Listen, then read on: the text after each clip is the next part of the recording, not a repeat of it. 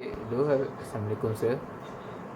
Kami daripada kumpulan 2 akan menerangkan tentang kepimpinan dalam sukan, dan ahli kumpulan kami adalah Nur Fatin Firzana, Wan Muhammad Fazli, Nur Adilah Natasha, Amirul Mustaqim dan saya Muhammad Adam. Okey sir, so bahagian dia adalah apa itu pemimpin. Kita spesifikkan dalam sukan. So apabila kita dengar apa itu pemimpin, kita akan terfikir itu bahawa seorang yang mengarahkan kumpulannya untuk mencapai matlamat yang sama. Jadi kalau kita simpulkan kat sini, pemimpin dalam sukan dapat dimaksudkan dengan seorang yang memiliki kemampuan untuk memimpin kumpulannya dalam mencapai sesuatu matlamat. Ciri-ciri pemimpin. Pemimpin yang hebat dan berdaya saing.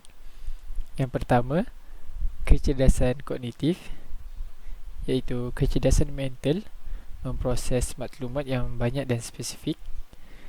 Yang kedua, kecerdasan emosi. Ia melibatkan perasaan dan kawalan diri dalam apa-apa tindakan. Yang ketiga, integriti, sikap berterus terang dan mengutarakan janji. Yang keempat, bertenaga, sentiasa bermotivasi.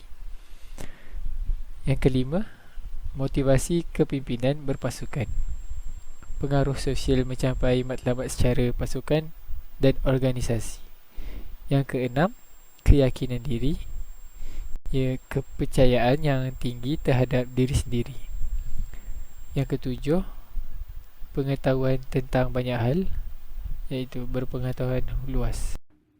Seterusnya, saya Nur Adilah Natasha binti Zakari, 2200799, akan membentangkan mengenai kemahiran kepimpinan.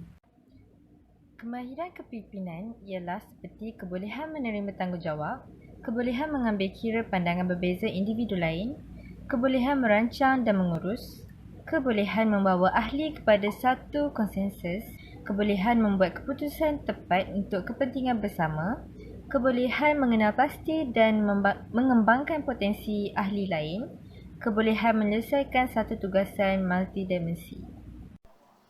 Slide seterusnya adalah gaya kepimpinan. Terdapat pelbagai gaya kepimpinan yang boleh kita gunakan di dalam sukan. Antaranya adalah demokratik, autokratik dan laissez-faire. Gaya kepimpinan demokratik adalah persetujuan semua ahli di dalam sesebuah organisasi diperlukan untuk menjayakan sesebuah program. Gaya kepimpinan autokratik pula adalah pemimpin menentukan semua matlamat dan cara kerja, ahli hanya menerima arahan dan melaksanakan. Gaya kepimpinan ketiga adalah laissez-faire, di mana pemimpin memberi kebebasan sepenuhnya kepada ahli untuk membuat keputusan. Setiap gaya kepimpinan yang dilaksanakan semestinya ada kesannya. Antara kesan bagi gaya demokratik dilaksanakan adalah interaksi dua hala antara pemimpin dan ahli berlaku, dan ia boleh membuahkan hasil yang berkualiti atas sebab persetujuan ramai dan lambat dilaksanakan jika tiada persetujuan oleh salah satu pihak ataupun oleh semua pihak. Kesan gaya kepimpinan untuk autokratik pula adalah interaksi hanya berlaku satu hala sahaja, iaitu dari pemimpin kepada ahli. Ia pantas menghasilkan produk dan ahli tidak berpeluang untuk menyuarakan sebarang pendapat untuk menjayakan sesebuah program, dan cara kerja ahli adalah berada di bawah tekanan. Kesan untuk gaya kepimpinan laissez-faire pula adalah masa diberikan adalah masa sendiri untuk dijayakan sesebuah program kepada ahli. Tiada interaksi antara pemimpin dan orang bawahan, dan produk yang dihasilkan kemungkinan tidak berkualiti. Jadi seterusnya kita akan lihat pula apakah kepentingan sifat kepimpinan ini dalam diri dan impaknya terhadap ahli pasukan ataupun sesebuah organisasi tersebut. Jadi antara kepentingan sifat kepimpinan ini dalam sukan terutamanya, yang pertama adalah bagi mengendalikan sesebuah pasukan itu dengan baik. Pemimpin yang bagus sebenarnya dapat mengendalikan pasukan yang baik dalam apa juga keadaan sekalipun. Pemimpin memainkan peranan yang sangat penting dalam sesebuah pasukan kerana setiap arahan diperlukan bagi membuat sesuatu keputusan sama ada sebelum, semasa dan juga selepas perlawanan. Dan yang kedua pula, kepentingan sifat kepimpinan ini dalam sukan adalah bagi mewujudkan semangat kekitaan yang tinggi. Kebanyakan permainan dalam sukan akan membentuk sesebuah pasukan yang memerlukan pemain yang lebih daripada 3 orang. Sebagai contohnya seperti bola, bola sepak, bola keranjang, bola jaring, hoki dan sebagainya.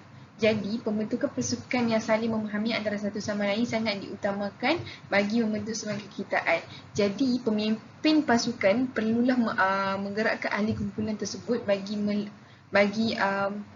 supaya melatih mereka bagi memupuk semangat kekitaan yang tinggi bagi melasukan matlamat sesebuah pasukan. Yang ketiga pula adalah bagi melahirkan sifat yang berwibawa dalam diri seseorang. Jadi, selain menjadi ketua ataupun pemimpin yang memberi arahan kepada ahli kumpulan, pemimpin sebuah pasukan juga perlu bertindak sebagai insan yang mampu bercontoh dan juga bertindak sebagai fasilitator kepada ahli kumpulan yang lain. Sebagai contohnya, pemimpin yang mampu membantu ahli kumpulan yang kurang baik prestasinya supaya mereka juga dapat berada bersama-sama pemain lain dalam membentuk sebuah pasukan yang berkualiti. Jadi hasil daripada tindakan tersebut akan membentuk sebuah pasukan yang berdaya saing dan juga berkualiti, tidak kira sama ada dalam permainan, bahkan juga dapat membentuk diri di luar permainan, sebagai contohnya dari segi sikap yang suka tolong-menolong antara satu sama lain. Jadi di situlah kepentingannya jika kepentingan sifat kepimpinan ini dalam tidak kira sama ada dalam sukan ataupun dalam apa jua keadaan ataupun dalam apa jua organisasi. Jadi sebelum kami mengakhiri pembentangan kami akan tutupkan pembentangan kami dengan sedikit quotes daripada John C. Maxwell yang berbunyi, "A leader is one who knows the way, goes the way and shows the way." Itu sahaja pada pembentangan kami. Sekian, terima kasih.